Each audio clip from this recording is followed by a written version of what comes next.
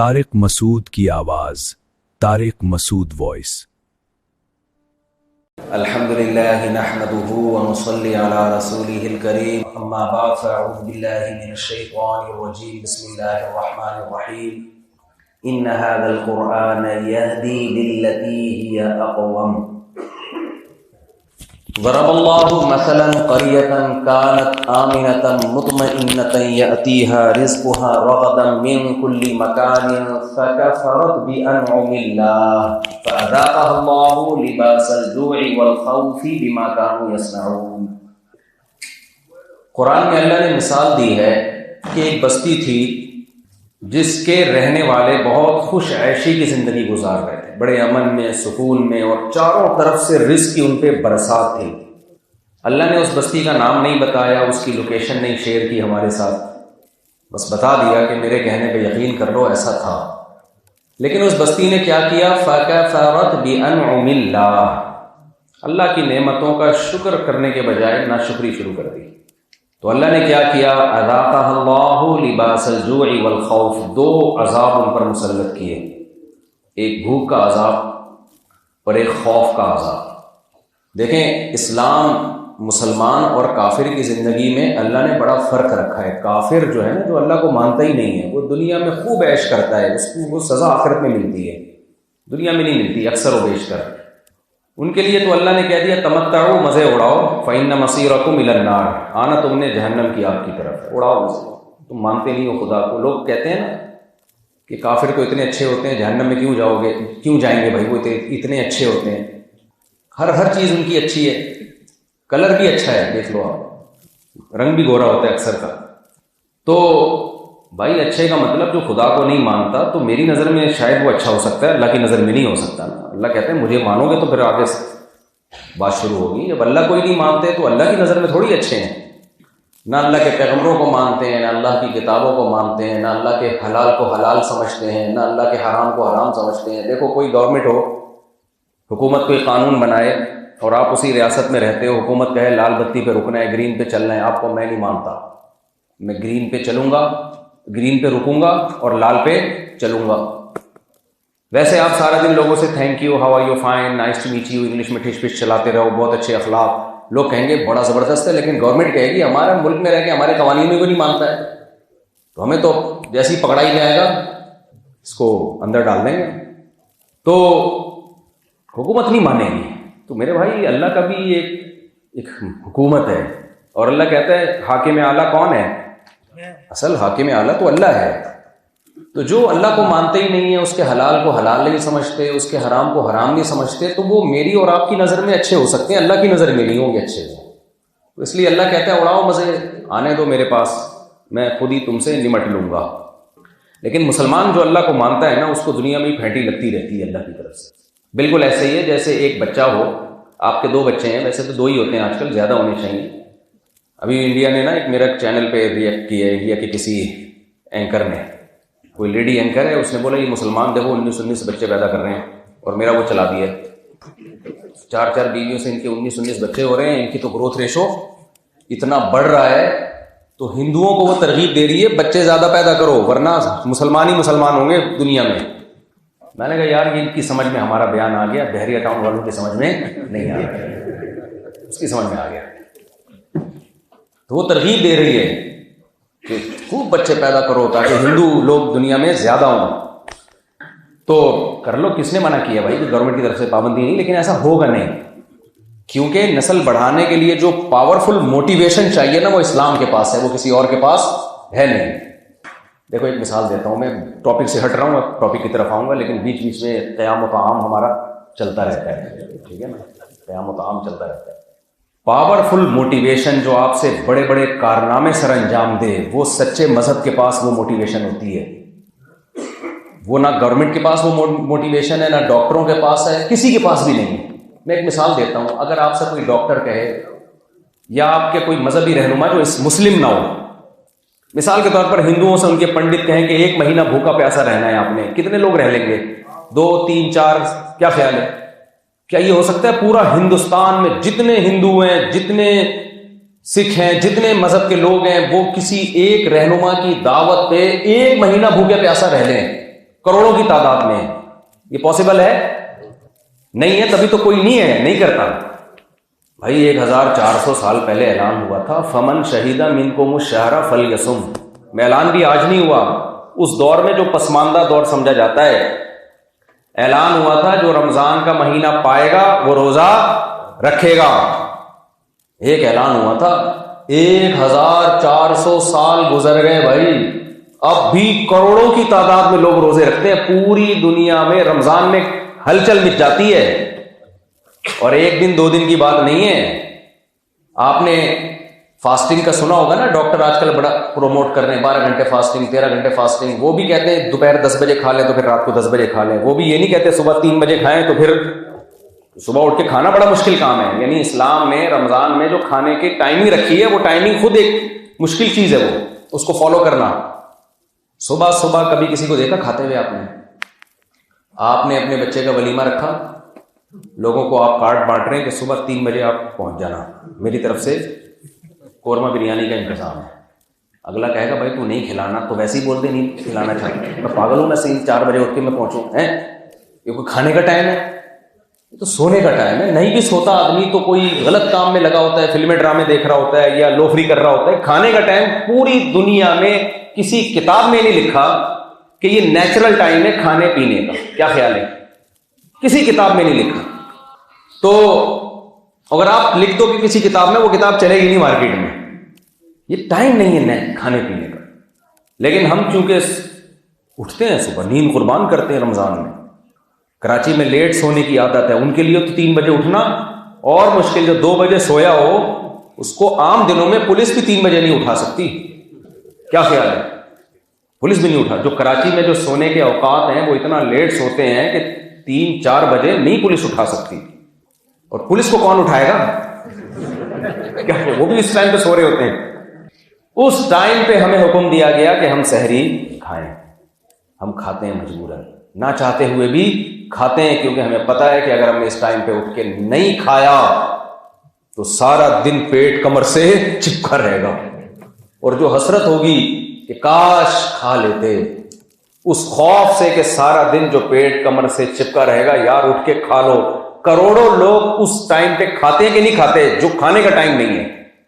2-4 کی بات نہیں, پوری دنیا میں ہلچل مچ جاتی ہے. اور پھر افطاری کا ٹائم, مغرب کی اذان. جو نمازی ہیں وہ تسلی سے کھا نہیں سکتے. ابھی آپ دیکھیں جو افطار کے وقت میں جو لوگ آ رہے ہوتے ہیں وہ منہ جگالی کرتے ہوئے آ رہے ہوتے ہیں. آدھا پکوڑا منہ میں ہوتا ہے, آدھا پیٹ میں ہوتا ہے. جو جماعت سے نماز نہ پڑھیں وہ پھر تسلی سے کھا رہے, لیکن جن کو نماز پڑھنی ہے وہ تسلی سے کھا نہیں سکتے. کھا رہے ہوتے ہیں, بیگم کو بول کے جاتے ہیں میں نماز پڑھ کے ادھر پکوڑے بچا کے رکھتے, یہ گلاب جامن تھوڑا سا بچا کے رکھنا, یہ چاٹ میں نے آدھی کھائی ہے, آدھی واپسی پہ, لیکن واپسی پہ وہ لذت نہیں رہتی. آدمی کہتا ہے اللہ تو افطاری میں کھانے بھی نہیں دے رہا تسلی سے. پھر عشاء کی نماز, کتنی نیند آ رہی ہوتی ہے, سارا دن بھوکا پیاسا جب آدمی کھاتا ہے, شوگر لیول ایک دم ہائی ہوتا ہے, غنودگی ہوتی ہے کہ نہیں ہوتی, اتنی سخت نیند آتی ہے. عشاء کی نماز پڑھنا بڑا مشکل. ہم سے اللہ مشورہ لے کر اگر قانون بناتا, ہم کہتے اللہ ساری زندگی عشاء پڑھی ہے, رمضان میں چھٹی کرا دے. کیا خیال ہے بھائی؟ ساری زندگی پڑھتے ہی ہیں نا. میں پہلے کالج جایا کرتا تھا تو کوچ ہمارے گھر کے قریب سے گزر کے جاتی تھی, تو ہم نے کبھی کبھار 10 قدم کے لیے بھی کوچ میں بیٹھ جاتے تھے کہ یار یہاں سے جب ادھر ٹرن مارے گی ادھر اتر جائیں گے. تو اس میں عام طور پہ لڑکے کرایہ نہیں دیتے تھے, یار یہیں تو جا رہے ہیں. ایک دفعہ وہ کنڈکٹر کرایہ مانگنے آیا, کرایہ تو میں نے کہا یار ادھر ہی جا رہا ہوں. اس نے کہا نہیں دو. میں نے کہا دینے لگا تو ایک آدمی نے میرا ہاتھ جھٹکا, نہیں بھائی ہم جب بھی جاتے ہیں کرایہ دے کے جاتے ہیں نا. کنڈکٹر سے کہا کہ ہم جب بھی جاتے ہیں فری میں تھوڑی جاتے ہیں, اب 2 قدم پہ جانا ہے تو کیوں کرایہ مانگ رہے ہیں. تو وہ جملہ مجھے دماغ میں بیٹھ گیا. ہم بھی اللہ میاں کو کہہ سکتے تھے اللہ ہمیشہ پڑھی ہے نا, کیا کہ گول تھوڑی کی ہے. اب رمضان ہے, افطاری کی ہے, سارا دن کے بھوکے پیاسے ہیں, نیند آ رہی ہے, تو اس دفعہ عشاء کی چھٹی دے دے. اللہ میاں نے کہا نہیں نہیں نہیں, ابھی تو تم پکڑائی میں آئے ہو, ابھی تو تم پکڑائی میں آئے ہو, ورنہ کہاں پکڑائی میں آتے ہو. ابھی تو تمہاری روحانیت بڑھ رہی ہے, روزہ رکھ کے تمہیں کچھ اللہ یاد آ رہا ہے, تو صرف عشاء نہیں اس کے ساتھ تراویح بھی جوڑ دی ہے. ابھی تو لمبی نمازیں ہوں گی, پڑھتے رہو, پورے قرآن ختم کرو, درس قرآن, پھر تفسیر قرآن جو تراویحوں کے بعد چلتے ہیں, یہ سب رمضان میں. خدا کی قسم لا الہ الا اللہ، کسی شخص کے پاس ایسی طاقت نہیں ہے کہ کروڑوں لوگوں سے اتنی ٹف پریکٹس کروائے کنٹینیوسلی 1 مہینہ اور 1400 سال تک کرواتا رہے۔ یہ پاور صرف اسلام کے پاس ہے اور ایک سچے پیغمبر کے پاس ہو سکتی ہے، کسی جھوٹے کے پاس یہ پاور نہیں ہو سکتی۔ جھوٹی موٹیویشن اتنی پاورفل ہوتی نہیں، اور وہ موٹیویشن جس میں کنفیوژن ہو وہ بھی نہیں ہوتی، یہ انہی لوگوں پہ ہوتی ہے جو واقعی ایمان رکھتے ہیں۔ تو بھائی کسی مذہب کے پاس، چاہے وہ کوئی بھی مذہب ہو، اسلام کے سوا کوئی بھی مذہب ہو، اس کے پاس ایسی موٹیویشن، ایسی پاورفل موٹیویشن ہے نہیں۔ تو میں نے بات کہاں سے شروع کی تھی، وہ پھر قیام تام میں نکل گیا میں۔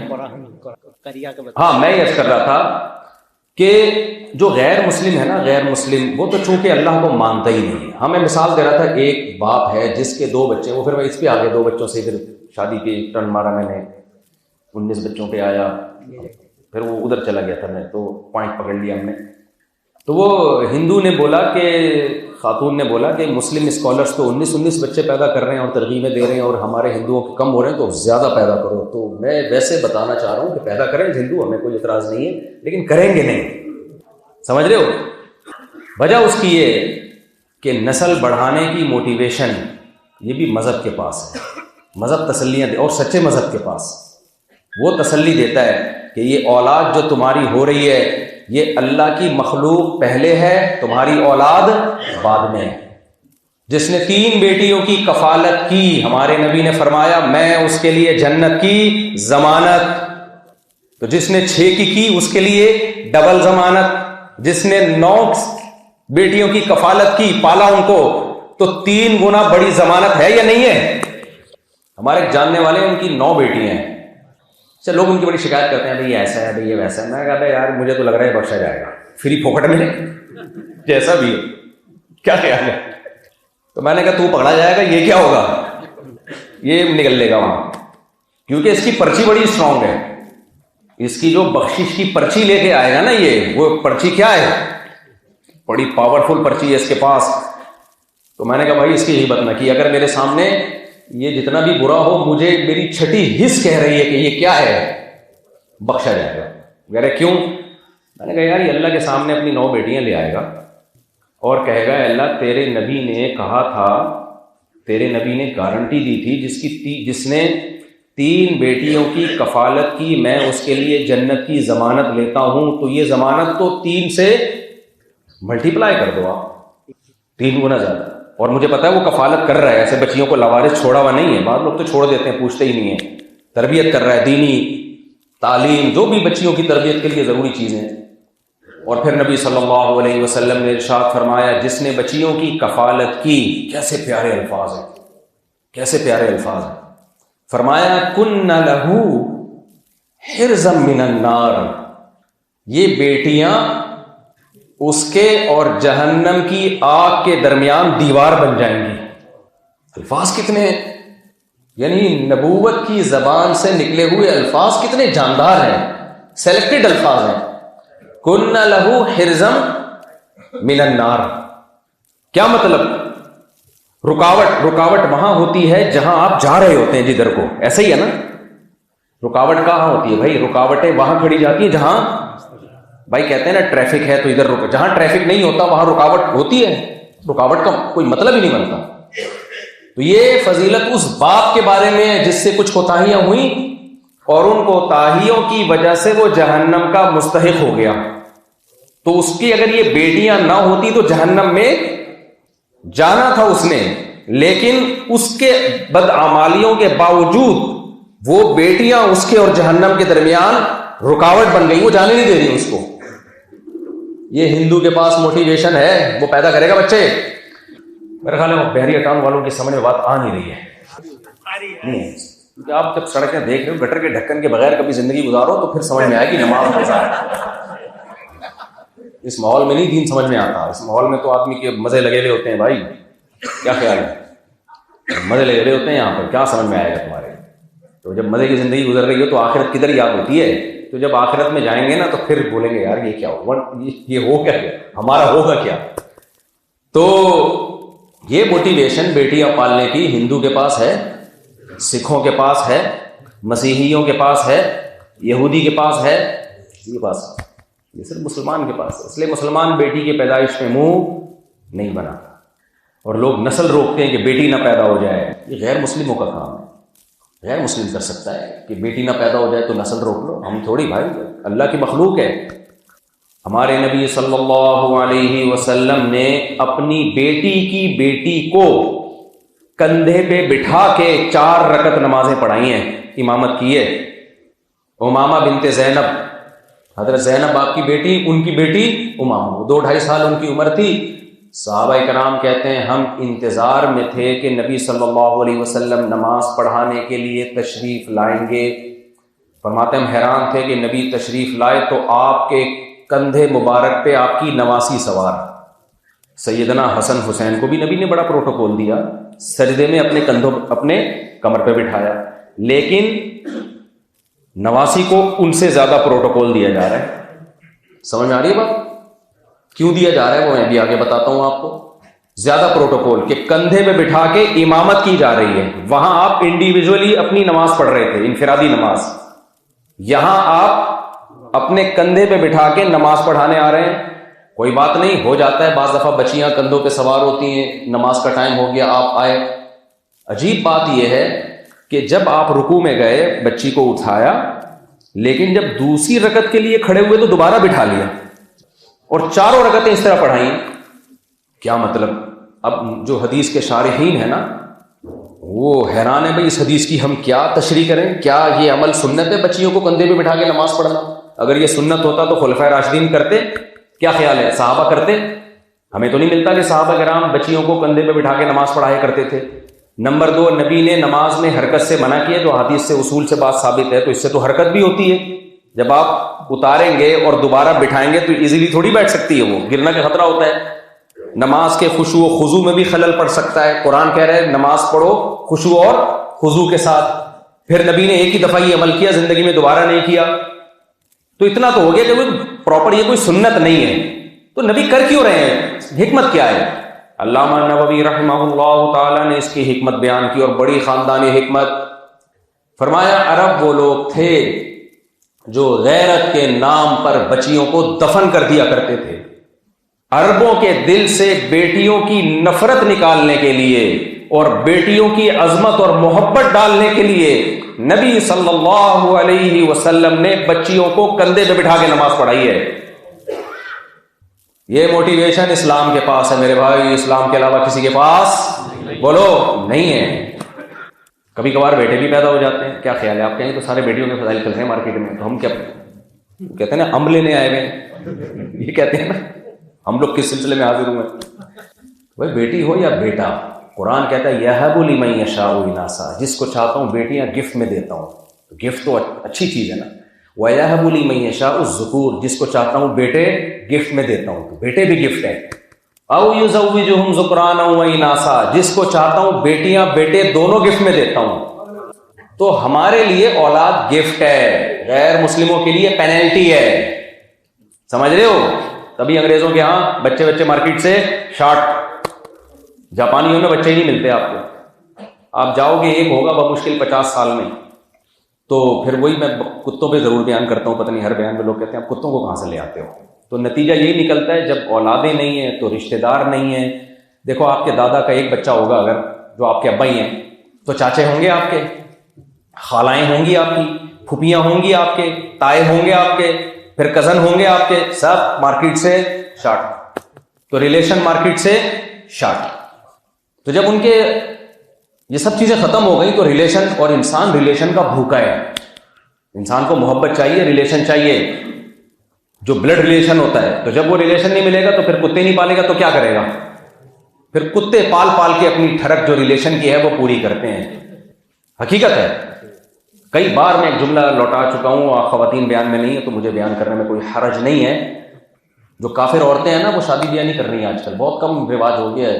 سکھوں میں کچھ رواج ہے کافی ابھی ہے، ورنہ تو غیر مسلموں میں تقریباً ختم ہو گیا. سکھوں کا میں نے فیملی سسٹم دیکھا ہے کافی اسٹرانگ ہے، ورنہ تو ختم ہوتا جا رہا ہے سب. تو اس کا نتیجہ کیا نکل رہا ہے؟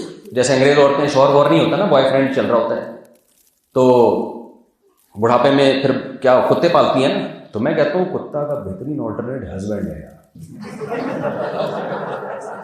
شوہر رکھو جوانی میں، بہترین آلٹرنیٹ ہے. ہم لوگ کیا ہے، انڈے پراٹھے، انڈے ہم لے کر آتے ہیں، دہی ہماری ذمہ داری ہے، گیس بجلی کا بل انگریزوں میں ہے. یہ بھائی انگریزوں میں کوئی گیس بیوی چائے بھی اپنے خرچے پہ پیے گی، وہ گیس بجلی کا بل ہمارے ذمے، بچوں کی ڈلیوری کا خرچہ بولو نا ہمارے ذمے، اور پھر بچے کی کھلائی پلائی ہمارے ذمے، تعلیم ہمارے ذمے، بچیوں کی شادی ہمارے ذمے، دامادوں کو کنٹرول کرنا ہمارے، سارے خرچے سب کچھ ہمارے ذمے. چلتی پھر بھی نہیں ہے گھر میں. تو کتا بھی میں نے تھوڑی سی رسپیکٹ دے کے کہا ہے. کیا خیال ہے؟ یہ تھوڑی رسپیکٹ دی ہے، ورنہ کتا اچھا ہے. کتا کیا ہے اچھا. خیر، تو جو پاورفل موٹیویشن ہے نا جو مذہب کے پاس ہے، وہ دنیا میں کسی کے پاس نہیں ہے. تو اس لیے میں کہتا ہوں بھائی ہم مسلم ہیں تو اس اسلام کی موٹیویشن سے بہت سارے ہم کام کر سکتے ہیں اگر ہم چاہیں، لیکن ہم بھی غیر مسلموں کو فالو کر رہے ہیں، شراب کباب میں لڑکے لگ رہے ہیں. ہمیں اسلام نے نکاح کا حکم دیا تھا، اسے چھوڑ کر ہم دوستیوں میں زنا میں لگنا شروع ہو گئے. ہمیں اسلام نے نسل بڑھانے کا حکم دیا تھا، ہم بھی خاندان سمیٹنے میں، بڑھاپا کیا مصیبت سے گزر رہا ہوتا ہے انٹیوں کا بھی اور مردوں کا بھی، جو دیکھو حالات کیا ہوتے ہیں بڑھاپے میں. خاندان ہی نہیں ہے، ہمارے ریلیٹیو ہیں، جاننے والے بچے سارے باہر، کوئی امریکہ میں، بڑھاپے میں ایک دوسرے کی شکل دیکھ رہے ہیں. یار یہی اصل میں تو بڑھاپے میں آپ کو دیکھو وبنین شہودا، قرآن کہتا ہے کہ عرب کے دور میں نا کچھ کافر اس پہ نبی صلی اللہ علیہ وسلم کے خلاف تھے اور کہتے تھے ہمارے اتنے بیٹے ہیں، اتنے بیٹے ہیں. تو فخر کیا کرتے تھے. تو قرآن نے کہا کہ یہ اس پہ فخر کرتے ہیں ہمارے حاضر رہنے والے بیٹے ہیں. تو پتہ چلا وہ بیٹے جو آپ کے ساتھ حاضر رہیں وہ اصل میں اولاد کی لطف اور مزہ وہ ہے. آپ لوگ بحریہ ٹاؤن والے کیا کر رہے ہو، بچوں کو پڑھا کے سب کو باہر بھیج دیا، خود اکیلے ہو گئے. تو یہ کیا ہے بھائی، اپنے پاس کچھ تو رکھو جو تمہاری تنہائی کو دور کرنے کا ذریعہ بنے. ہزار گز کے بنگلے اور دیواریں جھانک رہے ہوتے ہیں بڑھاپے میں لوگ. خیر، تو میں نے جو آیت پڑھی تھی میں اسی کی طرف آتا ہوں. ان ھذا القرآن، ہاں میں جو دوسرے نمبر پہ میں نے آیت پڑھی نا، تو اللہ نے کیا فرمایا، اللہ ایسی بستی کی مثال بیان کرتا ہے جس کے پاس چاروں طرف سے رزق تھا، خوش عیشی تھی، امن تھا، لیکن انہوں نے اللہ کی نعمت کی ناقدری کی. تو اللہ تعالیٰ نے ان کو دو عذاب میں ڈالا، ایک بھوک کے عذاب میں اور ایک خوف کے عذاب میں. خوف کے عذاب میں تو غیر مسلم کو دنیا میں عذاب نہیں ملتا. میں مثال دے رہا تھا، آپ کے دو بیٹے ہیں، ایک بیٹا ایسا ہے جو آپ کو مانتا ہی نہیں ہے، اکڑ ہے اس میں، منہ پہ جواب دے دیتا ہے. تو آپ اس کو ڈانٹنا چھوڑ دو گے کہ نہیں چھوڑ دو گے؟ آپ کو اس سے امیدیں ہی ختم ہو گئی. آپ کہو گے چھوڑ یار. جو فرما بردار ہے اسے آپ تنبیہ بھی کرو گے، کوئی غلطی کرے گا ٹوکو گے بھی. تو یہی حال ہے اللہ تعالیٰ کا اپنی مخلوق کے ساتھ. اللہ کی مخلوق میں جو اللہ کو مانتے ہیں اللہ ان کو ڈانٹتا بھی ہے، اللہ ان کو ٹوکتا بھی ہے، لیکن اللہ کے ڈانٹنے کا انداز کیا ہوتا ہے، سزائیں دے کے. نافرمانی کرو گے کوئی نہ کوئی مصیبت آئے گی، اجتماعی گناہ ہوں گے اجتماعی عذاب آئے گا. کافر کے ساتھ ایسا نہیں ہوتا، وہ اللہ کو مانتا ہی نہیں ہے تو اللہ اس کو اس کے حال پہ چھوڑ دیتا ہے. سنستدرجهم من حیث لا يعلمون، اللہ کہتے ہیں ہم ان کو ڈھیل دیں گے، ان کو پتہ بھی نہیں چلے گا. جس ترقی کو وہ اللہ کی نعمت سمجھ رہے ہیں وہ اصل میں کیا ہے، ڈھیل ہے. کوئی بات نہیں، خنزیر کا گوشت بھی کھاؤ، زنا بھی کرو، ہومو سیکسولیٹی کو پروموٹ بھی کرو، پھر بھی ترقی پہ ترقی. حالانکہ یہ سارے جرم ایسے ہیں جو اللہ کے غضب کو دعوت دینے والے ہیں. اللہ کہتا ہے میں آسمان سے بارشیں برساتا ہوں، ما لکم ما کان لکم ان تنبتوا شجرہا، یہ درخت تم نے ایجاد نہیں کیے ہیں، یہ میں نے بنائے ہیں. زمین میں تم بیج ڈالتے ہو، اس سے تراور درخت میں بناتا ہوں. جانوروں کو سوکھا چارہ کھلاتے ہو. نسقیکم مما فی بطونہ من بین فرث ودم لبنا خالصا سائغا للشاربین، سوکھے چارے سے چکنا گاڑھا دودھ میں نکالتا ہوں. کوئی ہے طاقت جو سوکھے چارے سے کوئی ایسی مشین ایجاد ہوئی ہے جو سوکھا چارہ کھلاؤ اور چکنا گاڑھا دودھ نکلے اس سے؟ کافر بھی ان نعمتوں سے لطف اندوز ہوتا ہے کہ نہیں ہوتا؟ خوب مزے اڑا کے استعمال کرتے ہیں ساری نعمتیں، اللہ کی دی ہوئی نعمتیں، لیکن اپنے بنانے والے کا انکار کر دیتے ہیں. اور انکار کے مختلف طریقے ہیں. کچھ تو کہتے ہیں خدا ہے ہی نہیں، ہم ایوالو ہو کے بنے ہیں. بڑا لفظ آج کل مارکیٹ میں چل پڑا ہے. ہم کیا ہوئے ہیں؟ ایوالو، ارتقاء کے نتیجے میں. آنکھ کیسے بن گئی بھائی؟ ارتقاء خود بخود. آنکھ کیسے بن گئی؟ ناک کیسے بن گئی؟ کروڑوں خربوں سال میں بھی نہیں بن سکتی. جذبات کیسے پیدا ہو گئے؟ احساسات کیسے پیدا ہو گئے؟ ہنسنے کی بات پہ ہم ہنستے ہیں، رونے کی بات پہ ہم روتے ہیں. یہ ایوالو ہونے کا نتیجہ نہیں ہے. یہ خود بخود کچھ بھی نہیں ہوتا. ایک طرف کہتے ہیں اس کائنات میں خود بخود کچھ بھی نہیں ہوتا، دوسری طرف کہہ رہے ہیں انسان خود بخود بن گیا. تضاد ہے یا نہیں ہے؟ مجھے لگ رہا ہے سمجھ میں نہیں آ رہا آپ لوگوں کو، ذرا رسپانس چاہیے. تو تضاد ہے یا نہیں؟ خود بخود کچھ بھی نہیں ہوتا. بگ بینگ خود بخود ہو گیا. خود بخود کچھ بھی نہیں ہوتا. ایک سیل خود بخود وجود میں آ گیا. خود بخود کچھ بھی نہیں ہوتا. اس سیل میں ایسے سافٹ ویئر آٹومیٹیکلی انسٹال ہو گئے کہ وہ ایوالو ہوتے ہوتے بندر بنے. بندر سے دم آہستہ آہستہ مارکیٹ سے شارٹ ہوئی، اور پھر پورے بندر کے بال ختم ہوتے ہوتے پورا جمشید صاحب بن کے چل رہے ہیں مارکیٹ میں. خود ہی کہہ رہے ہو خود بخود کچھ بھی نہیں ہوتا، لیکن جب کرنے پر آئے تو سب کچھ کیا کر دیا. سائنس کہتی ہے نا اس کائنات میں خود بخود. بھائی چینجر کے بغیر چینجنگ نہیں ہوتی، کہتے ہیں کہ نہیں؟ نیوٹن بول کے گیا ہے. نیوٹن کوئی مولوی تھا، سائنسدان تھا. وہ بول کے گیا ہے کہ چینجر کے بغیر چینجنگ ممکن نہیں ہے. بتاؤ کریشن کا عمل زیادہ مشکل ہے یا چینجنگ کا؟ کریشن. چینجر کے بغیر چینجنگ ہو نہیں سکتی، کریٹر کے بغیر کریشن ہو گئی. یہ لمبی لمبی پھینک دو، دنیا میں جتنی پھینکنی ہے پھینک دو، آخرت میں یہ نہیں چلے گا. اللہ کہے گا تم نے میرا انکار کس فضول بات کی بیس پہ کیا ہے تم لوگوں نے. اور وہ جو فضول بات ہے کہ پھر خدا کو کس نے بنایا، وہ بھائی یہ نیوٹن کائنات کے بارے میں کہہ کر گیا ہے. خدا کے بارے میں تو نیوٹن بھی نہیں جانتا تھا، وہ تو ماوراء العقل ہے. بھائی اللہ ماوراء العقل ہے، اس پہ فزکس کے قوانین اپلائی نہیں ہوتے خدا پہ. ہم کائنات کے بارے میں جانتے ہیں، اس میں چینجر کے بغیر چینجنگ ممکن نہیں ہے. یہ کائنات کریٹر کے بغیر نہیں بن سکتی. کریٹر کو تو وہ ہم جانتے نہیں، وہ تو ہماری عقل سے اوپر ہے. وہ وقت کے ساتھ باؤنڈ تھوڑی ہے، وہ ہمیشہ سے ہے، ہمیشہ رہے گا. کسی ایک کو تو ماننا پڑے گا نا. تو اللہ کی ناشکری کے مختلف طریقے ہیں، اور تمام طریقے ایسے جس پہ اللہ کی طرف سے چپت لگے گی. ایک طریقہ کیا ہے خدا کی نافرمانی کا، کہ آپ نے اس کے وجود کا انکار کر دیا. دوسرا طریقہ کیا ہے، آپ اس کے وجود کو مانتے ہیں کہ گاڈ ہے، لیکن آپ یہ کہتے ہو کہ وہ اللہ نہیں ہے، کوئی بھی ہے گاڈ. یہ بھی بڑے بہترین طریقہ ہے خدا کے انکار کا. ایک بڑا یوں سمجھے کہ ٹیکنیکل طریقہ ہے جس سے آپ ایک دیکھنے میں اچھے بھی بن جاتے ہیں. بھائی میں خدا کو مانتا ہوں، لیکن میں اس خدا کو کیوں مانوں جس کو مسلمان اللہ کہتے ہیں. بھائی گاڈ ہے، کوئی کریٹر ہے. مولویوں کے آج کل ایک جملہ آ گیا ان لوگوں کی زبان پہ، مولویوں والے گاڈ کو کیوں مانوں میں ہے. بھائی کوئی کریٹر ہے نا. بھائی ادھر توجہ رکھیں نا. کائنات میں چینجر کے بغیر چینجنگ نہیں ہو سکتی، کریٹر کے بغیر کریشن کا عمل نہیں ہو سکتا. تو اللہ کے بغیر کائنات یہ کہاں سائنس زیادہ سے زیادہ یہ مان لے گی بھائی کریٹر ہے. تو وہ والا کریٹر جس کو خدا کہا، اللہ کہا جاتا ہے، وہ کہاں سے ثابت ہو گیا؟ یہ بھی خدا کے انکار کا ایک بظاہر مہذب طریقہ ہے. سمجھ رہے ہو کہ نہیں سمجھ رہے؟ مہذب طریقہ. سبھی خدا کو غضب آتا ہے، وجہ کیوں اللہ کو غضب آتا ہے اس کو سمجھیں. یہ بھی انکار کا ایسا طریقہ ہے جس میں آپ نے انکار بھی کر دیا اور آپ اچھے بھی بنے رہے کہ میں گاڈ کو مانتا ہوں. دیکھو ایک خدا وہ ہے جس کو مسلمان اللہ کہتے ہیں، جس کو یہودی بھی مانتے ہیں، عیسائی بھی مانتے ہیں، سب ایک ہی کو مانتے ہیں نا، سب مانتے ہیں. وہ ہے وہ اللہ جو کہتا ہے میں نے تورات نازل کی، میں نے انجیل نازل کی، میں نے قرآن نازل کیا، میں نے آدم علیہ السلام کو بھیجا، میں نے اسماعیل علیہ السلام کو، ابراہیم علیہ السلام کو، محمد صلی اللہ علیہ وسلم کو، موسیٰ علیہ السلام کو، عیسیٰ ابن مریم کو. میرا لوگوں سے رابطہ ہے پیغمبروں کے ذریعے اور میری کتابوں کے ذریعے. سمجھ میں آ رہی بات کہ نہیں آ رہی؟ ایک وہ ہے، اس کو اللہ ہی کہا جاتا ہے. اس کو کیا کہا جاتا ہے؟ اللہ. اور وہ اپنا نام بھی بتا رہے کہ میرا نام کیا ہے؟ اللہ ہے. میرا علم کیا ہے؟ صفات تو میری بہت ساری ہے. میں رحمان بھی ہوں، میں کریم بھی ہوں، میں غفور بھی ہوں، میں رحیم بھی ہوں، میں عزیز ذو انتقام بھی ہوں، علی کل شیء قدیر بھی ہوں. نام تو بہت ہے میرے، لیکن جو میرا صفاتی نام، جو میرا علم ہے، جو میرا اوریجنل نام ہے، وہ کیا ہے؟ اللہ ہے.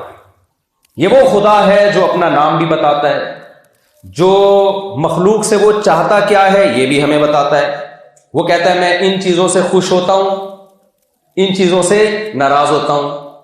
ہم اس سے پوچھتے تو نے ہمیں کیسے بنایا؟ وہ قرآن میں ہمیں بتاتا ہے کہ مٹی سے میں نے آدم کو بنایا، انہی کی پسلی سے اماں حوا کو بنایا. کیوں بنایا وہ یہ وجہ بھی بتاتا ہے. لیبلوکم ایکم احسن عملا، اس لیے بنایا میں تمہیں آزمانا چاہتا ہوں تم میں اچھا عمل کون کرتا ہے. توجہ آپ کی میری طرف ہے یا نہیں ہے؟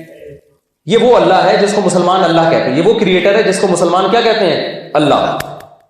تو وہ احکام بھی دے رہا ہے, زنا سے ناراض ہوتا ہوں, شراب سے ناراض ہوتا ہوں, نماز روزے سے خوش ہوتا ہوں, ماں باپ کی نافرمانی سے ناراض ہوتا ہوں, فرما برداری سے خوش ہوتا ہوں. جو خوش ہوں گے, جن سے میں خوش ہوتا ہوں ان کو یہ انعام دوں گا, جن سے میں ناراض ہوتا ہوں ان کو یہ سزا دوں گا. اس کی صفات کیا ہے وہ بتاتا ہے. اے اللہ, اے کریٹر, تیری صفات کیا ہیں, تیری کیا کوالٹیز ہیں وہ بتاتا ہے. اللہ لا الہ الا هو الحی القیوم, میں وہ ذات ہوں کہ میرے سوا کوئی معبود نہیں ہے. الحی, زندہ ہوں. القیوم, زمین اور آسمانوں کا تھامنے والا ہوں.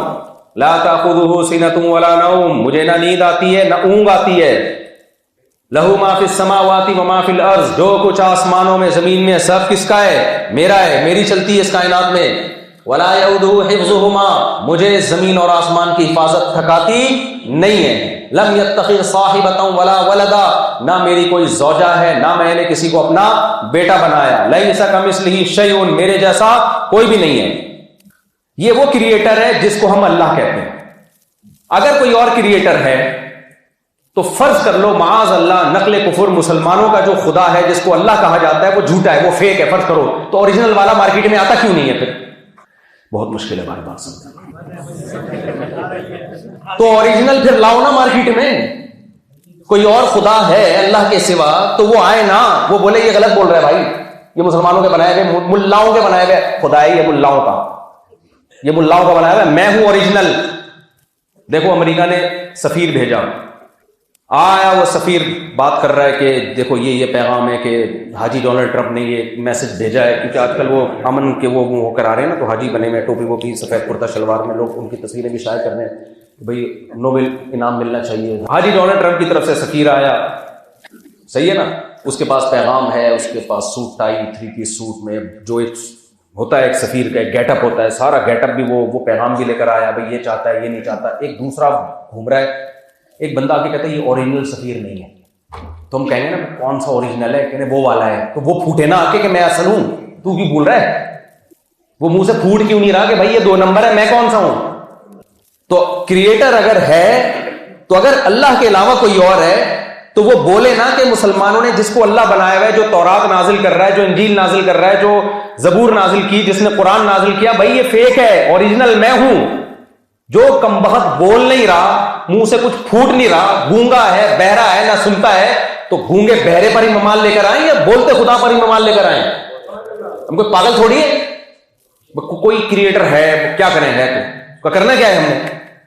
بھائی کریٹر ہے تو وہ صرف آپ کے پاس اللہ کے علاوہ کوئی آپشن نہیں ہے, کیونکہ اللہ ہی ہے جو رہنمائی کر رہا ہے, باقی کسی نے رہنمائی کی نہیں ہے, اپنا انٹروڈکشن ہی نہیں کرا رہا. تو میرے بھائی ہمارے پاس تو اس کے علاوہ کوئی اور آپشن.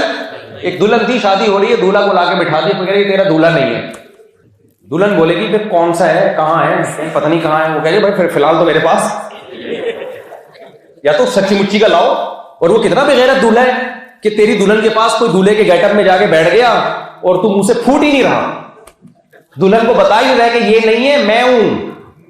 تو دولہا ایسا بے غیرت نہیں ہو سکتا میرے بھائی. خدا تو غیرت والا ہوتا ہے. اوریجنل خدا چپ کیوں بیٹھا ہوا ہے جب مسلمانوں کا فرض کر لو یہ معاذ اللہ نقل کفر جھوٹا خدا اگر ہے جس کو اللہ کہا جاتا ہے, تو اوریجنل والا کیوں نہیں بتاتا کہ اس کا چپ رہنا اس کی علامت ہے کہ وہ ہے ہی نہیں. جو ہے وہ صرف کون ہے؟ اللہ ہے. تو اللہ کی ناشکری کا ایک طریقہ یہ بھی ہے جو غیر مسلموں کے پاس ہم کہتے ہیں خدا ہے مگر وہ اللہ نہیں ہے.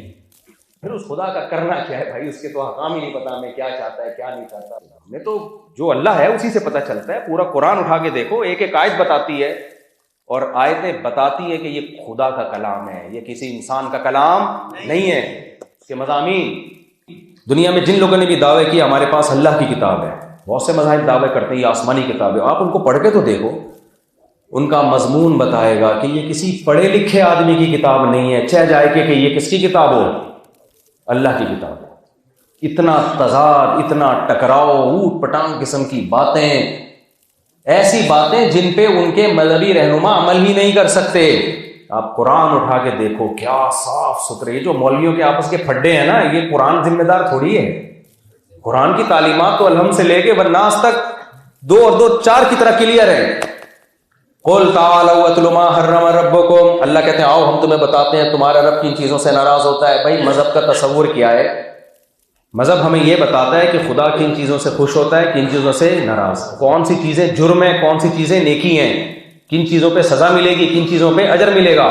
تو اللہ کہتا ہے دائیں بائیں مت جاؤ، آؤ تعالو آؤ. ایسا لگتا ہے یعنی قرآن بلاغت کی کتاب ہے نا، جیسے کوئی بہت کنفیوز ہو، پریشان ہو، یار میں ادھر جاؤں، میں ہری پگڑی پہنوں، میں سفید پگڑی پہنوں، میں نیلی پگڑی پہنوں، میں سرے سے پگڑی نہیں پہنوں، میں صرف ٹوپی کراؤں، ٹوپی پہنوں ہی نہیں، میں کیا کروں؟ میں لوگ کنفیوز ہو رہے ہیں نا آج کل.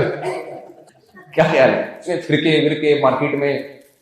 تو قرآن کہہ رہا ہے تعالو آؤ، آؤ ہم تمہیں بتاتے ہیں. جیسے کوئی پریشان ہو نا بیٹھا ہوا، ہم کہتا ہے بھائی ادھر آ یار، گڈی نو سائڈ تے لا، ادھر آ یار. پنجابی میں کہتے ہیں گڈی نو سائڈ تے لا، آ ذرا سائڈ تے آ، میں تینوں بتاتا ہوں. جتنی پنجابی آتی ہے اتنی چلاتا ہوں، میں روک دیتا ہوں. یہاں والے غصہ کرتے ہیں یار. تو میں نے، اللہ کہتے ہیں تعالو آؤ ادھر بیٹھو ہم تمہیں بتاتے ہیں ما حرم ربکم، تمہارے رب نے کس چیز کو حرام قرار دیا ہے. اللہ تشرکوا بہ شیئا، جس نے پیدا کیا ہے اس کے ساتھ کسی کو شریک مت کرو. یہ ہے خدا کا کلام. جن کتابوں کو اللہ کی طرف منسوب کیا ہے، خدا کی طرف منسوب کیا ہے، لیکن وہ ہیں انسانوں کی، ان میں یہ نہیں.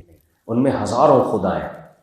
اولاد دینے والا یہ بھگوان ہے، بگڑی بنانے والا یہ ہے، اور سورج کی عبادت کرو، چاند کی عبادت کرو، چوہوں تک کی عبادت ہوتی ہے، آگ کی عبادت ہوتی ہے. میں تھائی لینڈ گیا تو وہاں جتنے ہوٹلز ہیں نا، ہر ہوٹل میں ایک چھوٹی سی مورتی رکھی ہوئی ہے، اور مورتی یوں کر رہی ہے. میں نے کہا یہ کیا ہے؟ کہتے ہیں یہ ان کا کانسیپٹ یہ ہے کہ یہ بھگوان ہے تو یہ یوں کر رہا ہے، کسٹمر کو لا رہا ہے آ جا. تو جس ہوٹل میں یہ ہوگا اس میں کسٹمر زیادہ آئیں گے. سمجھ میں آ رہی ہے بات؟ کسٹمر کیا ہوں گے؟ میں نے کہا یہ تو یوں ہی ہے، تھوڑا سا تو یوں کرے نا. کیا خیال ہے؟ تو جتنی کتابیں اٹھا کے دیکھ لو بھائی، ہم قرآن جب دیکھتے ہیں تو قرآن کے پیرالل کوئی کتاب ہی نہیں ہے. اتنے صاف ستھرے. ابھی کینیڈا جانا ہوا میرا چند مہینے پہلے، تو وہاں ایک مسیحی تھے جو اسلام قبول کیا انہوں نے بہت پہلے. پھر شیخ الحدیث مولانا زکریا رحمۃ اللہ علیہ کے شاگرد بنے، یعنی ان کے کسی مدرسے میں ایڈمیشن لیا انہوں نے. پھر وہاں سے عالم بنے، باقاعدہ انگریز تھے لیکن پورا عالم بنے ماشاءاللہ. اتنی خوبصورت داڑھی ان کی بیوی بھی باپردہ. تو میں نے ان سے پوڈ کاسٹ کی، میں نے کہا آپ کیسے اسلام لائے؟ میں نے کہا میں بہت سارے مذاہب پڑھتا تھا. میں نے جب قرآن پڑھنا شروع کیا تو میں نے کہا یار اتنا تو صاف ستھری فطرت کو اپیل کرنے والی کتاب ہے یہ تو الگ ہی دنیا میں مجھے لے گئی. ورنہ مذاہب جتنے بھی ہیں کنفیوژن ختم نہیں کرتے، کنفیوژن بڑھاتے ہیں آپ کی کنفیوژن. تو اللہ نے کہا اللہ تشرکوا بہ شیئا، میرے ساتھ کسی کو شریک مت کرنا. لو کان فیہما آلہۃ الا اللہ لفسدتا، اس کائنات میں ایک سے زیادہ معبود ہوتے تو نظام عالم تباہ ہو جاتا. تبھی ملک کا سربراہ ایک ہی ہوتا ہے جس کو آج کل عربی استغفر اللہ. میں اور آپ شہباز شریف کو سمجھتے ہیں ہم لوگ بیوقوف ہیں. سربراہ ایک ہی ہوتا ہے، دو ہوتے ہیں، ملک کیا ہو جاتا ہے؟ تباہ ہو جاتا. تو کیا ہوا؟ نہیں یہ نہیں کٹواؤ، سب کو پتا ہے، سب کو پتا ہے، خود شہباز شریف کو بھی پتا ہے. ہمیشہ سے ایسے ہی ہے، یعنی یہ کوئی فرسٹ ٹائم نہیں ہوا. تبھی میں لوگ ٹینشن میں آتے ہیں یار یہ کیا فوج سب جگہ گھسی ہے. تو بھائی فرسٹ ٹائم ہوا ہوتا نا، تو پاکستان جب سے بنا ہے تو اس وقت سے یہی چل رہا ہے. تو جو چیز یوز ٹو ہو جانا چاہیے میرا خیال ہے. بلا وجہ کی بحثوں میں ٹائم ضائع کرنے کا فائدہ نہیں ہے. لاتی بھی وہی ہے، اتارتی بھی وہی ہے. تو جب انہوں نے ہی کرنا ہے تو ہمیں اور آپ اپنی صلاحیتیں کیوں برباد کریں؟ ہاں ایک ریکارڈ کروا دیا کرو، ایک احتجاجی بیان، تھوڑا سا سکون سا مل جاتا ہے. بس اس سے زیادہ ہونے والا مجھے نہیں امید کہ کچھ سے زیادہ کچھ ہوگا. نہیں مانو گے تو ڈنڈے سے منوا دیں گے. دیکھو حضرت حکیم اختر صاحب ایک واقعہ سنایا کرتے تھے. میں یہ نہیں کہہ رہا کہ یہ صحیح ہے، یہ بھی نہیں کہہ رہا یہ غلط ہے. سیم گیم کھیلتے ہیں لیکن ہے یہی ہے. وہ ایک جگہ نا اونٹ، گائے اور دمبا یہ کسی جنگل میں یا کسی صحرا میں تھے. تو اب بھوک لگی تینوں کو، اونٹ کو بھی اور یہ پاکستان کے حالات پہ ہے، گائے کو بھی اور دمبے کو بھی، اور گھاس کی ایک گٹھری نظر آئی. اب بھائی تینوں میں سے ایک ہی کھا سکتا ہے. تو گائے نے بولا دیکھو صبر کرو ذرا، ابھی نہیں، ایک گٹھری ہے، بندے تین ہیں، تو ہم کوئی معیار تو متعین کریں نا کہ کون کھائے گا. تو اب گائے نے سوچا اگر میں یہ بولوں جو ہم میں بڑا ہے وہ کھا لے تو پھر تو اونٹ کھا لے گا. تو گائے نے بولا جو سب سے پہلے دنیا میں آیا تھا نا وہ کھائے گا. تو دمبے نے بولا دیکھو میں ابراہیم علیہ السلام نے کیا ذبح کیا تھا؟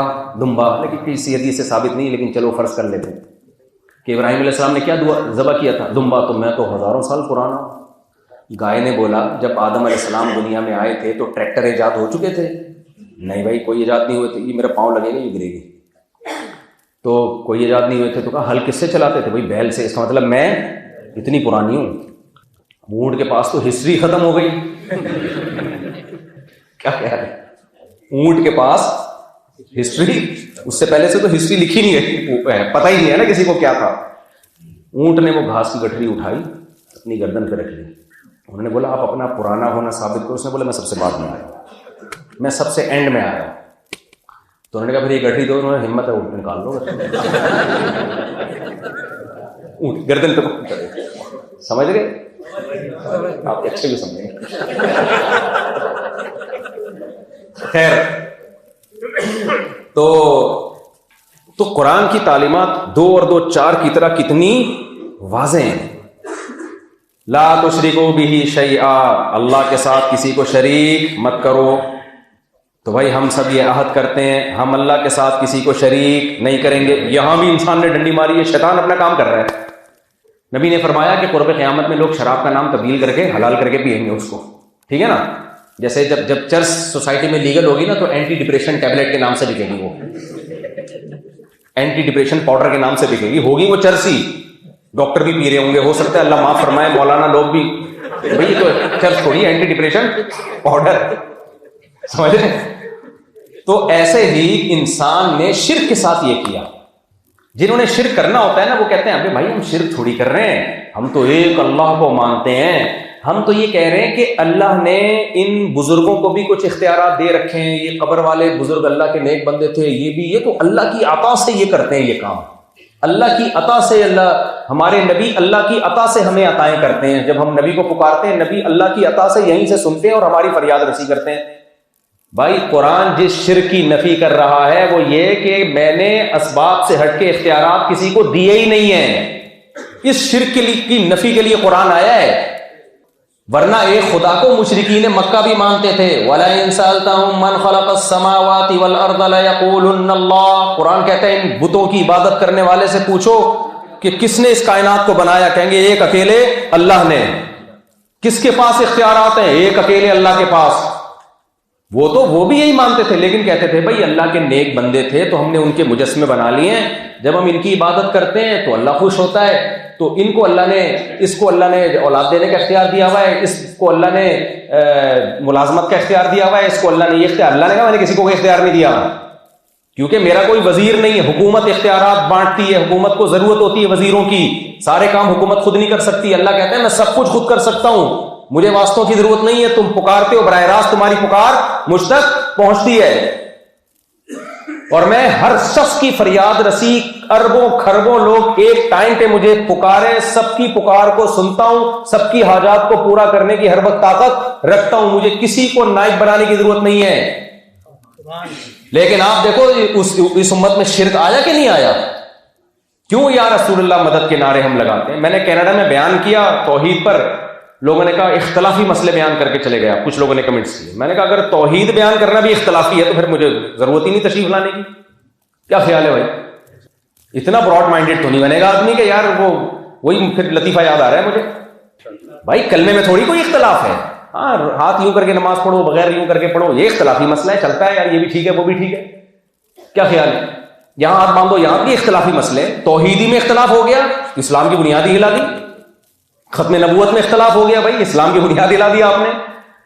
وہی ہو گیا ایک بچہ آیا مدرسے میں گاؤں سے پڑھنے کے لیے، پڑھتا تھا نہیں، آتا کچھ نہیں تھا. جب واپس جانے لگا نا وہ اپنے استاد سے بولا استاد جی میں جب گاؤں میں جاؤں گا تو لوگ مجھ سے مسئلے پوچھنے کے لیے آئیں گے، طلاق کا مسئلہ ہوئی کہ نہیں ہوئی، وراثت کا مسئلہ ہوئی کہ نہیں ہوئی، اور جو ہے نماز کا سردا صاحب لازم ہے کہ نہیں، تو میں تو پھنس گیا۔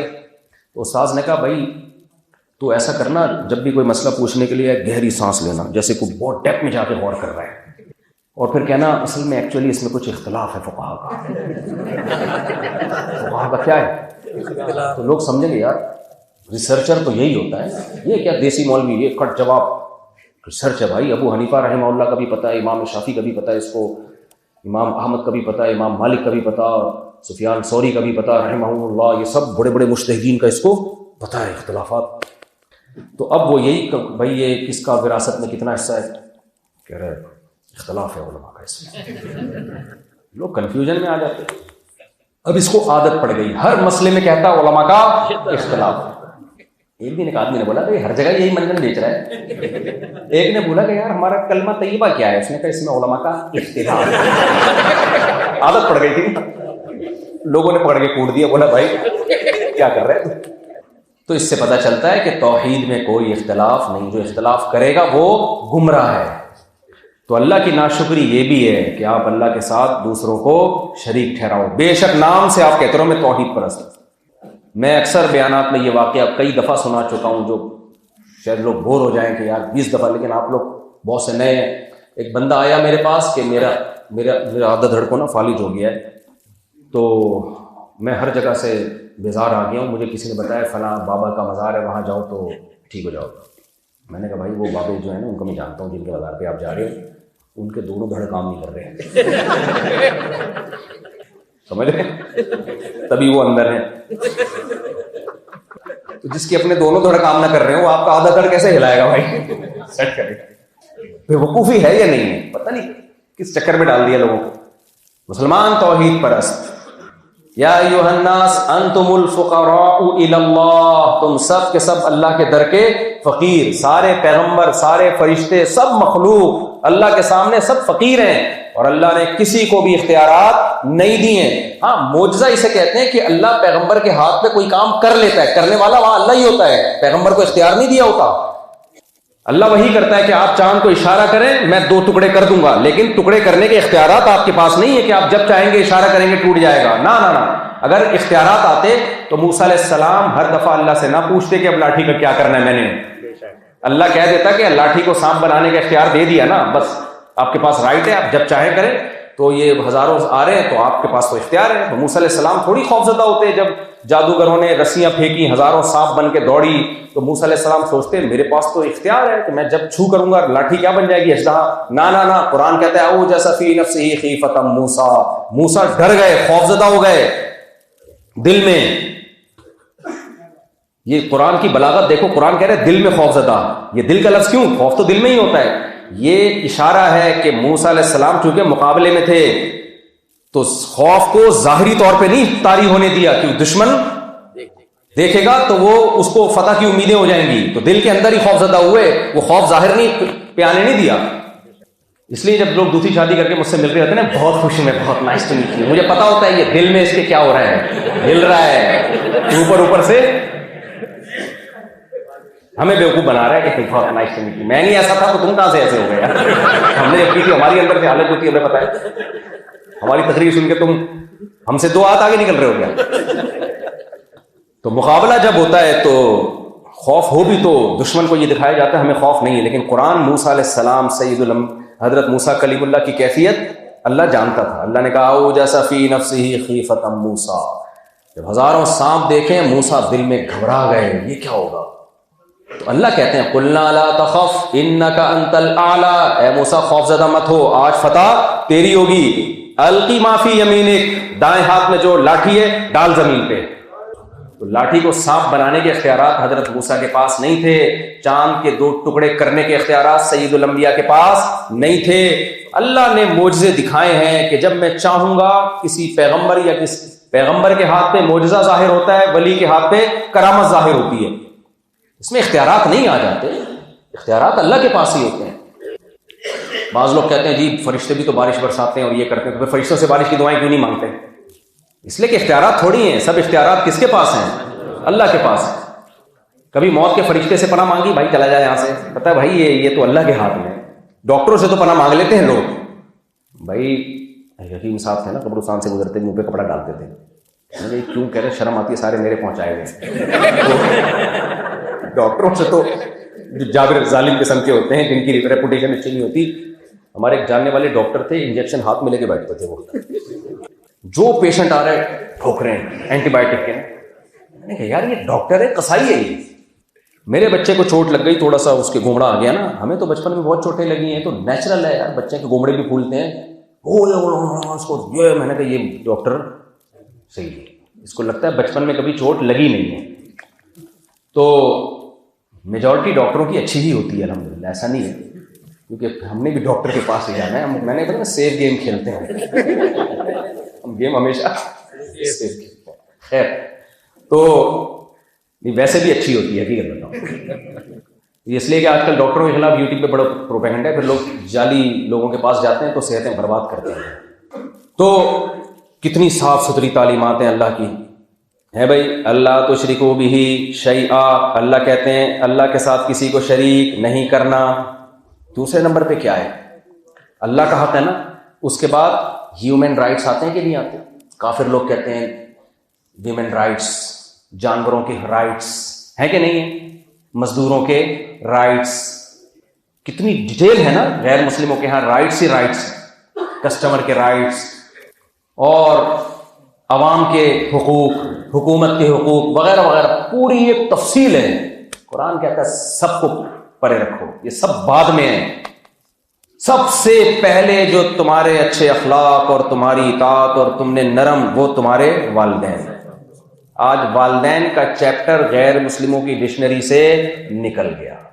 وہ کتوں کے ساتھ اچھے ہیں, ماں باپ کے ساتھ اچھے نہیں ہیں. اولڈ ہاؤس میں ان کا بوڑھا کتا نہیں جاتا, وہ موت تک ساتھ رہتا ہے. ابا جیسے ہی بوڑھا ہوا اس کا ٹھکانہ اولڈ ہوم, اماں بڈھی ہوئی اس کا ٹھکانہ بولو اولڈ ہوم. کیوں؟ بڑھاپے میں ماں باپ کی خدمت کے لیے جو موٹیویشن چاہیے وہ بایولوجی اور فزکس کی کتابوں سے نہیں ملتی, سائنسدانوں سے نہیں, وہ مذہب سے ملتی ہے, قرآن سے ملتی ہے. وہ موٹیویشن ہمارے پاس ہے, وہ جاپانیوں کے پاس نہیں, وہ یورپ کے پاس نہیں ہے. کبھی وہ اچھے سائنسدان ہوتے ہیں, اچھی اولاد نہیں ہوتے وہ اپنے ماں باپ کے لیے. بہت ٹھش پش کرتے ہیں نا یہاں لوگ بیٹھ کے, ایکچولی ہو رہا ہے ایکچولی. میں نے جا وہاں جا کے بچے جن پہ دیکھ تیرا بڑھاپے میں کتوں سے برا حال ہوگا تیرا. وہ کہتا ہے ابھی کون سا اچھا حال چل رہا ہے, بہت اچھا چل رہا ہے اس سوسائٹی کی نسبت, اس سوسائٹی کی نسبت بہت اچھا چل رہا ہے. کمپیئر کیا کرو, کمپیئر. تو لوگ کہہ رہے ہوتے ہیں نا کہ ایکچولی وہ اولڈ, ابھی ہم جو دیسی لبرل ہیں نا وہاں جا کے بڑے فضائل سنا رہے ہوتے ہیں. ایکچولی دیکھیں وہ اولڈ ہاؤس میں, اولڈ ہوم میں نا ان کی کیئر بہت اچھی ہوتی ہے ماں باپ کی, اس لیے وہ رکھتے ہیں. تو بوڑھے کتے کو بھی جمع کرا دو نا وہاں پہ. بھائی محبت کہتی ہے میرے پاس رہے. ماں تو جتنی بوڑھی ہو اتنی اچھی لگتی ہے کہ نہیں لگتی. باپ جتنا بوڑھا ہو اتنا اچھا لگتا ہے, اتنا دل چاہتا ہے یار اس کے قدموں میں بیٹھو. تو قرآن کہتا ہے خدا کے ساتھ شریک مت کرو. اور ہیومن رائٹس میں سب سے پہلے بالوالدینی احسانہ, ماں باپ ہیں تمہارے, کسٹمر بعد میں. ایئر ہوسٹس کے کتنے خوبصورت اخلاق, لوگ متاثر ہوتے ہیں. دیکھو بھائی اپنے ابا کے ساتھ بھی اگر اسی طرح بات کرتی ہے تو پھر اللہ مانے گا ان اخلاق کو. شوہر کے ساتھ اگر ایسے ہی اخلاق ہیں تو پھر اللہ مانے گا. آپ بٹن دباؤ, فوراً چائے آ رہی ہے جہاز میں, بٹن دباؤ, اشارے سے سمجھ جاتی ہے بٹن دبنے والا ہے, دبانے کی ضرورت نہیں ہے. جی سر کیا چاہیے آپ کو. لیکن یہی جب کسی کی بیوی بنتی ہے, شوہر بٹن پہ پاؤں رکھ کے کھڑا ہو جائے, باپ بٹن پہ پاؤں رکھ کے, ماں بٹن پہ پاؤں رکھ کے کھڑی ہو جائے, بٹن کے اسپرنگ ڈھیلے ہو جائیں گے, وہ نہیں آئے گی جب تک مذہب کی اللہ کا خوف نہیں ہوگا. تو یہ دعوت کس کی ہے؟ میری نہیں ہے بھائی. کس کی دعوت ہے؟ قرآن کی دعوت ہے. تو اللہ کہتا ہے کہ وَلَا تُشْرِكُوا بِهِ شَيْئًا وَبِالْوَالِدَيْنِ إِحْسَانًا وَبِذِي الْقُرْبَى وَالْيَتَامَى. پھر قرابت داروں کا حق پہلے ہے, اجنبیوں کا حق بعد میں, بھائی بہن کا حق پہلے. تعالوا واتلوا ما حرم ربكم عليكم الا تشركوا به شيئا وبالوالدين احسانا. آگے کیا آیت ہے؟ نہیں سورہ بنی اسرائیل کی جو آیتیں میں پڑھ رہا ہوں، نہیں بھائی، سورہ انعام کی آیتیں ہیں. تعالوا واتلوا ما حرم ربکم علیکم الا تشرکوا به شیئا وبالوالدین احسانا ولا تقتلوا اولادکم خشیۃ املاق نحن نرزقکم وایاہم، یا نحن نرزقہم وایاکم، اس طرح یا تو کم پہلے ہے ہم بعد میں. فرمایا اپنی اولاد کو غربت کے خوف سے قتل مت کرو، ہم تمہیں بھی رزق دیتے ہیں اور ان کو بھی. ماں کے پیٹ میں حمل کو ضائع کرنا بھی اسی میں آتا ہے. دیکھو بچہ اگر کوئی عورت روکتی ہے کہ صحت خراب ہو رہی ہے بار بار بچے ہونے سے، یہ جائز ہے. سمجھ میں آ رہی ہے بات کہ بھائی صحت اجازت نہیں دے رہی ہے، یا 4-5 بچے ہو گئے سنبھل نہیں رہے ہیں تو تھوڑا گیپ کر لو، جائز ہے، کوئی حرام نہیں ہے. لیکن آج جو بچے روکے جا رہے ہیں، مہنگائی کا دور ہے، افورڈ نہیں کر سکتا، اس آمدن میں 4 بچے نہیں پالے جا سکتے. اس خوف سے بچے روکنا کہ کھلاؤں گا کہاں سے، قرآن کی نظر میں ناجائز ہے، حدیث کی نظر میں ناجائز ہے. آپ کو سمجھ میں آیا نہ آیا. اگر آپ کو نہیں سمجھتے، یہ مولوی لوگ ایسی باتیں کرتے ہیں، بھائی اللہ کو ماننا ہے تو مانو، نہیں ماننا تو آپ کی مرضی، کیا خیال اللہ خود ہی پوچھ لے گا آپ سے. لوگ کہتے ہیں اصل میں گراؤنڈ ریئلٹی دیکھ کے یہ مولانا لوگ نہیں چلتے. گراؤنڈ ریئلٹی یہ کہ چینی مہنگی ہو گئی ہے، گراؤنڈ ریئلٹی یہ کہتی ہے ایک غریب آدمی 30,000 میں اپنی بیوی کا پیٹ پالے یا اپنے بچوں کا پیٹ پالے. گراؤنڈ ریئلٹی سے ہٹ کے یہ مولانا لوگ ہمیں لے کے جاتے ہیں. گراؤنڈ ریئلٹی اگر مادہ پرستی کا چشمہ لگا کے دیکھی جائے تو کچھ اور ہے، اور عقل کا چشمہ لگا کے دیکھی جائے تو کچھ اور ہے. تبھی تو قرآن مادہ پرستوں کو کہتا ہے یہ لا یعقلون، ان میں عقل نہیں ہے. گراؤنڈ ریئلٹی یہ کہتی ہے کہ بچہ پیدا ہوتے ہی ماں کی چھاتیوں میں دودھ آ جاتا ہے. سمجھتے ہو کہ نہیں سمجھتے؟ جب تک نہیں ہوتا تو دودھ نہیں آتا. جیسے ہی پیدا ہوا، پہلے ماں روٹی کھا رہی تھی، اس روٹی سے بچے کی آنکھ بن رہی تھی. گراؤنڈ ریئلٹی ہے یا نہیں ہے؟ ماں جب روٹی کھا رہی تھی، اس روٹی سے بچے کی کان بن رہے تھے. گراؤنڈ ریئلٹی ہے یا نہیں ہے؟ ماں جو روٹی کھاتی تھی، اب تو پیزے برگر کھا رہی ہے، تو بھی بچے بھی برگر جیسے نکل رہے ہیں. مائیں جو بیان سنیں گے وہ بولیں گے ہم تو نہیں کھاتے بھائی، روٹی کھائے ہوئے تو ٹائم ہو گیا. سفید آٹے کے پراٹھے کھا رہے ہیں آج کل. خیر، بچہ بھی پراٹھا بن کے تو جو بھی کھائے، روٹی تو ایک کنایا ہے نا خوراک سے. تو روٹی کھاتی ہے، اس سے بچے کی زبان بنتی ہے، دانت بنتے ہیں، ناک، اتنی ساری چیزیں رب بچے کی کس سے بناتا ہے؟ روٹی سے. گراؤنڈ ریئلٹی ہے یا نہیں ہے؟ ادھر بچہ مارکیٹ میں آیا، دنیا میں آیا، اسی روٹی سے اللہ کی قدرت حرکت میں آتی ہے، بالکل ایک ڈیفرنٹ چیز دودھ بننا شروع ہو جاتا ہے، اور وہ دودھ ماں کی چھاتیوں میں آ جاتا ہے. بچے کو کچھ بھی نہیں پتا، کچھ بھی نہیں، لیکن اس گھننے کو یہ پتا ہے دودھ ملے گا کہاں سے اور حلق میں اترے گا کیسے. پیدا ہوتے ہی نا اماں کی چھاتیاں تلاش کرنا شروع کر دیتا ہے، ایسے ہی گھوم رہا ہوتا ہے گھنا بن کے، کدھر گیا. اتنی ہوشیاری، جس کو 1.5 ہوشیاری بھی کم ہے اس کے سامنے. اس سے پتا چلتا ہے بھائی کیلکولیٹر کچھ اور کہتے ہیں، لیکن جو رب عرش پہ بیٹھا ہوا ہے نا وہ غافل نہیں ہے. اس کا نظام ہے، اس کا سسٹم ہے. کافر تو صرف کیلکولیٹر لے کے بیٹھا رہتا ہے. ابھی اتنی آمدن ہے تو ایک گورا جو ہے نا ساری زندگی کیلکولیٹر لے کے بیٹھا ہے. ابھی میری ایکچولی اتنی ارننگ ہے، تو میں آج کل جو پڑھے لکھے لوگ ہیں نا وہ یہی کر رہے ہوتے ہیں. ایکچولی میرے جو دوست زیادہ پڑھ لیے نا وہ اب تک کنوارے گھوم رہے ہیں، 50 سال کے ہو گئے. وہ کہتے ہیں ایکچولی دیکھیں جب آدمی اپنے پاؤں پہ کھڑا ہوگا تو اس کے بعد پھر ایکچولی جب اتنی ارننگ ہوگی تو پھر ایک وائف، پھر ایک بچہ، پھر بچے کی بڑی اسٹائل کے ساتھ، تمیز کے ساتھ نا. ابھی اتنا گیپ، کیونکہ ڈالر 3 سال کے بعد یہاں پہنچ جائے گا تو 3 سال کے بعد دوسرا بچہ. ڈالر کے حساب سے بچے ایڈجسٹ کیے گئے ہوں گے، ملکی حالات ٹھیک ہو جائیں گے، بحریہ ٹاؤن دوبارہ اوپر آنا شروع ہو جائے گا. اس حساب سے کیلکولیشن لے کے بیٹھے ہوئے ہیں. بڈھے ہو گئے، میں کہتا ہوں اب کتا خرید لو میرے بھائی. اس بڑھاپے میں بچوں کو چاہیے تھا تمہیں پالتے، نہ کہ تم اب اس عمر میں بچے پالو. بلا وجہ یتیم کرنے کے لیے اب کیا پیدا کر بچے پیدا کر رہے ہو. تو اس لیے قرآن کو پتا تھا یہ مادہ پرست لوگ ان کو گمراہ کر دیں گے، اس لیے قرآن نے کہا اولاد رزق کی تنگی میں اولاد. عرب قتل کرتے تھے کیونکہ حمل روک نہیں سکتے تھے، وہ جانتے نہیں تھے حمل کیسے روکا جاتا ہے یا ضائع کیسے کیا جاتا ہے. تو اب اس کا آلٹرنیٹ تلاش کر لیا. اب ڈیجیٹل طریقے آ گئے ہیں، ماں کے پیٹ میں بچے کو مار دیا جاتا ہے، روک لیا جاتا ہے حمل. تو عورت کی صحت کی وجہ سے حمل روکنا ہے جائز ہے. سنبھل نہیں رہے، تھوڑا وقفہ ہو جائے جائز ہے، کہ اس نیت سے کھلاؤں گا کہاں سے، اور میجورٹی اسی بیس پہ کر رہی ہے، جائز نہیں ہے.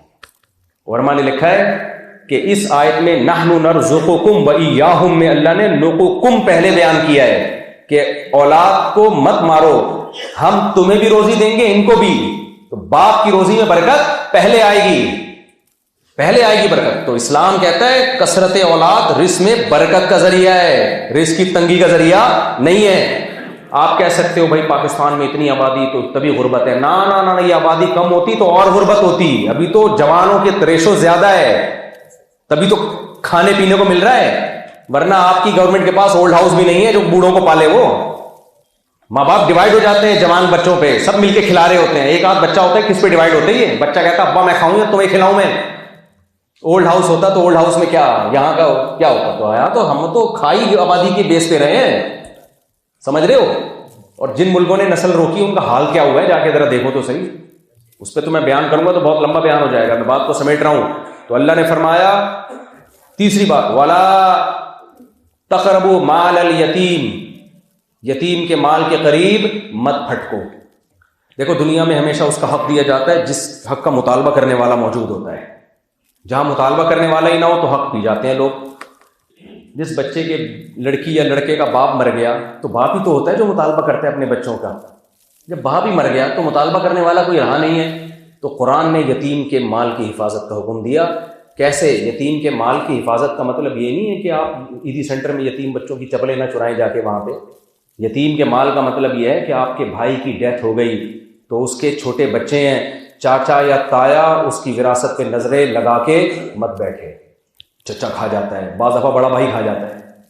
ابا کی ڈیتھ ہو گئی، چھوٹے چھوٹے بہن بھائی ہیں، بڑا بھائی کاروبار کے نام پہ سارا پیسہ لگا کے صرف کیا کر رہا ہوتا ہے، چھوٹی بہنوں کو عید بقرعید پہ کپڑے بھیج دیے.